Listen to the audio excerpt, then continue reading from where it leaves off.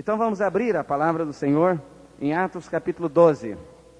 Atos capítulo 12 é o nosso texto dessa noite. Irmãos, nessa noite eu quero meditar um pouco sobre esse grande potencial que é a oração, que é o grande recurso que Deus tem dado ao seu povo, a liberdade para o seu povo clamar pelo Senhor, em todos os momentos, e de modo particular, nos momentos de angústia, quando nós podemos, antigamente se dizia que era oração telegrama para Deus, não é? Depois passaram a dizer que era oração, sei lá, hoje eu acho que é oração fax, não é?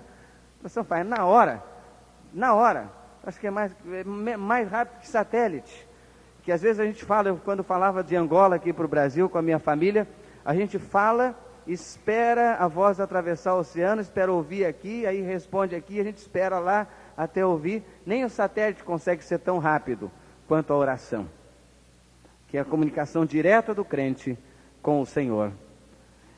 É um recurso magnífico que Deus tem nos dado. Podemos conversar com Ele, clamar ao Senhor. Antes de você conseguir pegar o telefone para discar Teleconforto, que vai ser reinstalado nos próximos dias, você pode pegar o telefone e discar Telecel, não é? Chamar o Senhor em oração. Aquele missionário lá no interior, que estava pregando para os índios, lá no interior. E um dia um grupo de obreiros chegou lá, e disse, mas como o senhor aqui isolado, não tem nada aqui, não tem comunicações, não tem carro, não tem nada, como é que o senhor consegue, quando fica alguém doente na tribo, como é que o senhor faz? Ele diz, olha, qualquer problema que tem aqui, eu chamo 333, e daqui a pouco está chegando aí o recurso. 333, ele ficou, e o pessoal constrangido de saber que 333 é esse? 333, 333.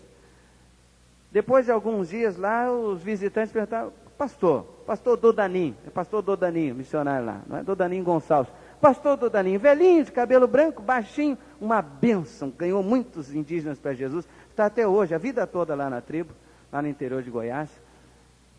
Como é que é esse negócio 333? Mas vocês não sabem o 333?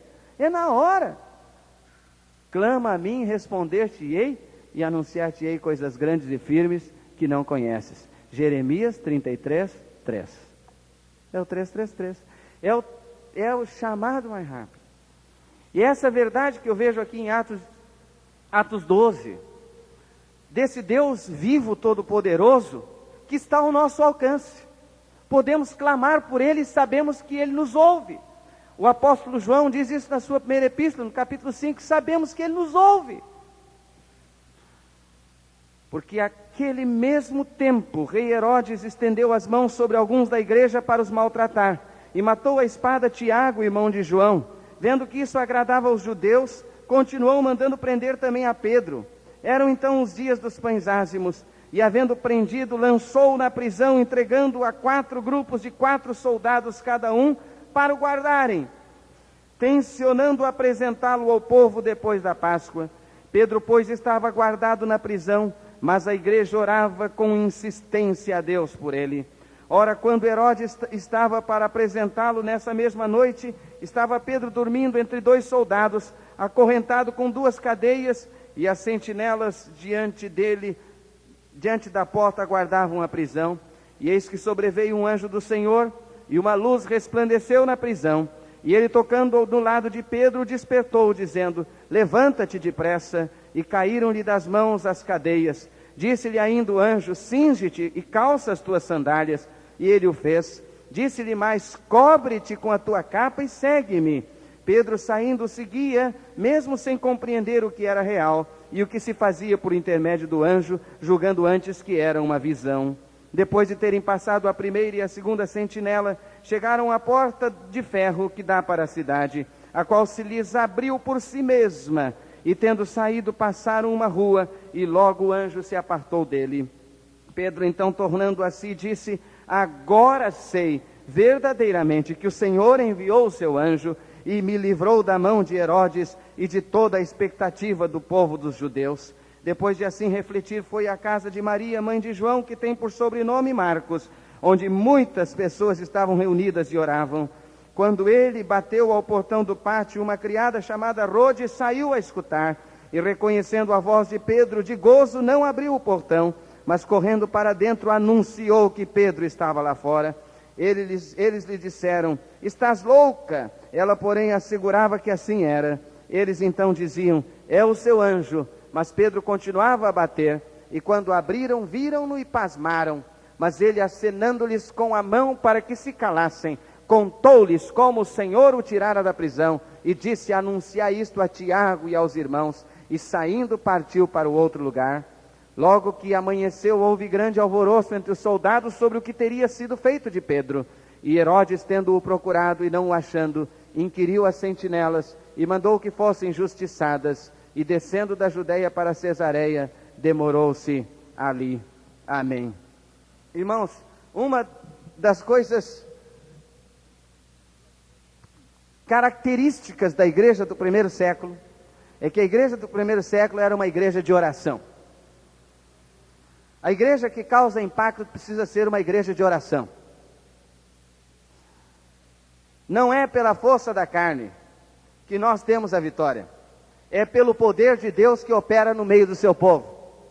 O povo de Deus precisa ser povo da Bíblia. O povo de Deus precisa ser também povo da oração. É mais do que dizer que vamos orar. É mais do que simplesmente dizer que temos um culto de oração. É orar mesmo. É buscar a Deus, é colocar os joelhos em terra. É clamar ao Senhor. É viver em oração. É praticar o que o apóstolo Paulo escreveu aos Tessalonicenses: orai sem cessar. Orai sem cessar. É viver em espírito de oração. É cultivar a presença permanente do Senhor na nossa vida. É andar conversando com o Senhor, nessa intimidade com Ele. É viver a vida de oração. Se vocês quiserem conferir, podem ir a Atos 1:3, quando Pedro e João se encontraram com aquele coxo na porta formosa do templo. A Bíblia diz que era a hora 9, meio-dia, e eles subiam juntos a oração, não é? Subiam juntos a oração. Atos 3, Pedro e João subiam ao templo à hora da oração. A 9, na contagem de João, que é diferente dos outros evangelhos, 3 horas da tarde. Eles oravam 3 vezes por dia. 9 da manhã, meio-dia e 3 horas da tarde. Era um povo que orava. Os muçulmanos oram 5 vezes por dia. Onde quer que estejam, pegam aquele tapetezinho que eles levam enrolado.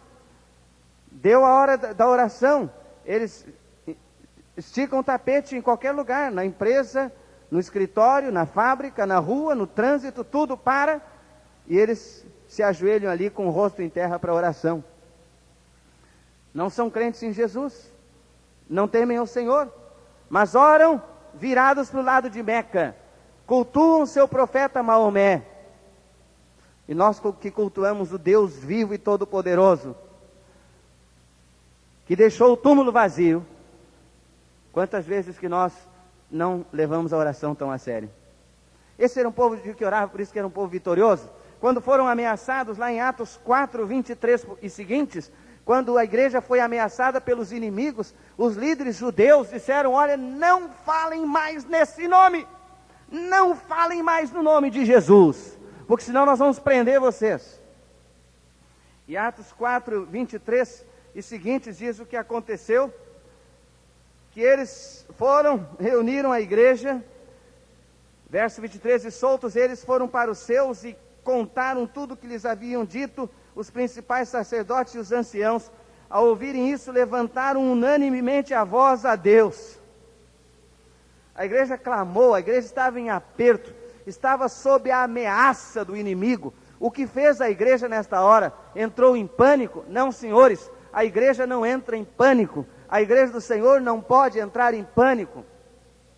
Infelizmente, às vezes, como crentes, entramos em pânico, mas nós não deveríamos jamais entrar em pânico. O que é que eles fizeram? Eles clamaram fortemente a Deus. Às vezes as nossas orações são tão mortas, não é, irmãos? Nós não nos envolvemos. Será que nós vamos precisar ser perseguidos para que as nossas orações sejam de fato clamores contundentes diante de Deus. Então eles continuam na oração, eles estão clamando ao Senhor. Verso 29 de Atos 4 diz: agora pois, ó Senhor, olha para as suas ameaças e concede aos teus servos que falem com toda intrepidez a tua palavra, enquanto estendes a mão para curar, e para que se façam sinais e prodígios pelo nome de teu santo servo Jesus.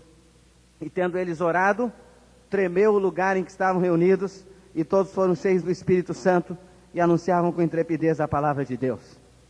Sabe o que mais me impressiona aqui? Tem gente que está dizendo: olha, vamos orar porque o templo vai tremer. Esse não é o mais poderoso efeito da oração. Sabe o que Deus quer que aconteça quando nós oramos? Que as nossas vidas tremam. Às vezes tem gente que quase derruba o templo com oração, mas a vida nem se mexe. A vida continua a mesma. Não adianta fazer templo tremer. O que Deus quer é que as nossas vidas tremam. O que mais me impressiona na oração da igreja aqui, não é que o templo, o lugar onde eles estavam reunidos, tenha tremido, mas é que eles foram cheios do Espírito Santo e anunciavam com intrepidez, com coragem, com ousadia a palavra de Deus. Eles se tornaram vigorosos no testemunho, eles não tinham mais medo, porque eles estavam agora calçados no poder de Deus, que havia sido mobilizado em seu favor pela oração. Quando nós compartilhamos o nosso problema com Deus, nós podemos saber que não estamos sozinhos no problema, que não só nós estamos preocupados com o problema, mas que se Deus está preocupado com o problema, então nós não precisamos estar ansiosos. Alguém foi comigo lá no Edifício da Fé, quando o pastor Davi Gomes, Escola Bíblica do Ar, Igreja da Esperança, estavam naquela campanha para pagar as prestações do Edifício da Fé que haviam comprado.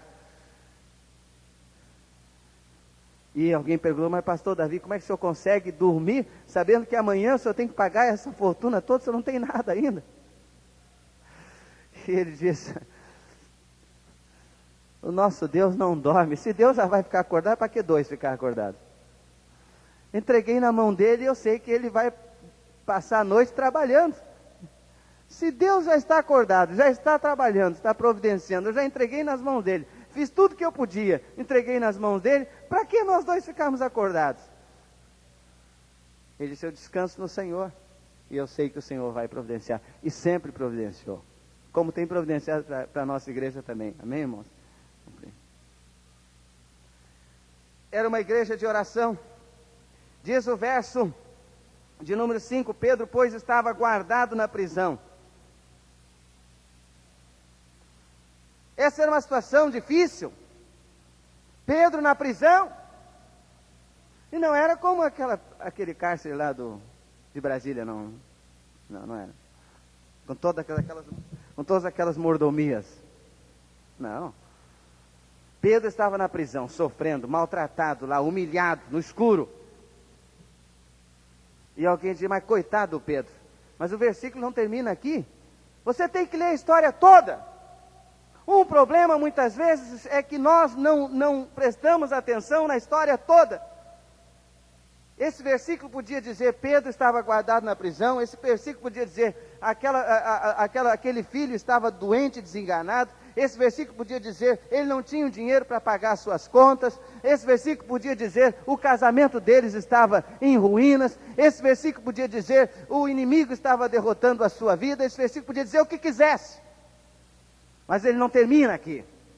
Diz aqui o texto: Pedro, pois, estava guardado na prisão, mas a igreja orava com insistência a Deus por ele. Mas isso muda tudo. E o que é que muda tudo? A oração é que faz a diferença. Então, Pedro estava guardado na prisão, mas isso não é o fim. Não é assim que a história termina, e nem vai terminar assim. Sabe por quê? Porque a igreja está orando. Enquanto nós estamos aqui, o pastor está pregando aqui a um grupo de irmãos, pequeno, mas está ali orando. Pode ter certeza, meu irmão. Veja como confere lá, no verso 12, depois que Pedro volta, depois de assim refletir, ele volta, foi à casa de Maria, mãe de João, que tem por sobrenome Marcos. O que diz? Onde muitas pessoas estavam reunidas e oravam. É isso que muda as coisas. Você está numa crise, num problema, Mas você se lembra quanta gente está orando por você, meu irmão? É isso que pesa. É isso que pesa. Não pesa tudo que o inimigo esteja fazendo, não pesa todos os problemas, mas o que pesa é que muita gente está orando, que a igreja está orando, é que o povo de Deus está clamando. É isso que faz a diferença. Irmãos, a oração faz diferença. Tiago diz: a oração do justo pode muito em seus efeitos. O povo de Deus tem que orar mais. Nós temos que orar mais. A nossa intimidade com Deus, viver clamando ao Senhor, viver em intimidade com Deus, orando. Na realidade, nós falamos muito de oração, mas oramos pouco. A começar por esse pregador. Nós falamos muito de oração, mas oramos pouco. Nós temos que orar mais, muito mais, clamar mais ao Senhor.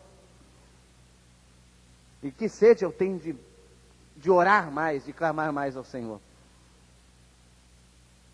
E o que acontece no verso 7, uma luz resplandeceu na prisão.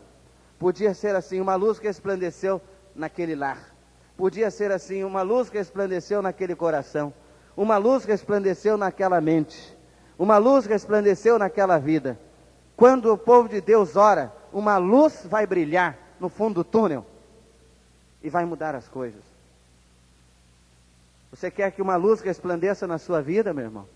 Clame a Deus. E Deus vai mostrar a luz. Verso 11.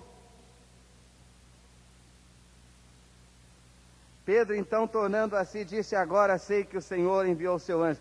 No verso 7, na última parte, diz: caíram-lhe das mãos as cadeias. Deus já estava atuando. E lá na frente, quando ele é libertado, lá fora, na rua, Pedro torna a si e diz: agora sei que verdadeiramente que o Senhor enviou o seu anjo. Quantas vezes, quando você está no meio do problema, Deus já está atuando, mas você não percebe que o Senhor está atuando. Depois você olha para trás e diz: mas olha, Deus estava atuando, eu não estava vendo. Porque a gente entra em pânico no meio do problema, não é verdade, irmão? Nós entramos em pânico. Meu irmão, minha irmã, sabe de uma coisa? Não importa tanto o que esteja acontecendo, qual seja o problema, como estão as coisas, parece que o inimigo está vencendo, não importa isso. O que importa é que Deus está atuando. O Senhor está operando. Isso é o que importa. E depois você diz: agora sei verdadeiramente que o Senhor enviou o seu anjo. E às vezes você não tinha percebido. Pedro não tinha percebido. Pensou que era uma visão. Ele disse: não é possível, eu estou sonhando. As portas vão se abrindo, toda aquela multidão de soldados, e as portas vão se abrindo, depois eu estou na rua. Não é possível, isso é um sonho. Mas quando ele cai em si, se apalpa, ele diz: agora sei verdadeiramente que o anjo do Senhor, o Senhor enviou o seu anjo. Mas eu queria só terminar. Quando ele chegou à casa de Maria, mãe de João Marcos, ele bateu, verso 13 diz: quando ele bateu ao portão do pátio, uma criada chamada Rode saiu a escutar. Provavelmente uma jovem, era uma empregada doméstica, mas que bênção essa moça era uma moça que acreditava na oração, e quando ela ouviu a voz de Pedro, reconheceu, de tão feliz, ela nem abriu o portão, ela foi correndo lá de dentro e disse: olha, Pedro está aí. E todo mundo disse: você está louca, não é possível, Pedro está preso. Mas o que estava fazendo essa gente orando a noite toda lá, que não acreditava que Deus pudesse libertá-lo? Não é verdade que às vezes nós somos incoerentes quando nós oramos pedindo para Deus intervir e não acreditamos que Deus esteja intervindo? Como nós somos incrédulos. Mas Rode orou e ela acreditou que Deus estava intervindo. Como Suzy orou e eles iam para a vigília de oração, pedir a Deus que mandasse chuva. E Suzy levou a sombrinha. E os irmãos: mas Suzy, não vai chover. Quanto tempo que não chove, está levando sombrinha? E ela disse: vocês esqueceram que nós estamos indo para a igreja para orar, para pedir que Deus mande chuva? E bem feito, Deus mandou chuva, amém? E aqueles crentes incrédulos voltaram, tiveram que se molhar, chegaram ensopados em casa, só para dar testemunho de que quando Deus quer, Ele opera, e se nós não estivermos preparados, então nós não vamos recolher a chuva de bênçãos, vamos perder a bênção porque nós não estamos acreditando, não separamos as vasilhas para recolher a água. Suzy ganhou a bênção, como Rod ganhou a bênção. E quando eles abriram, lá estava Pedro, e eles fizeram um alvoroço tão grande, um barulho tão grande, eu acho que foi maior do que domingo de manhã aqui, porque Deus tinha respondido, a bênção tinha vindo, e então, mas ele, acenando-lhes com a mão para que se calassem, contou-lhes como o Senhor o tirara da prisão. Testemunho.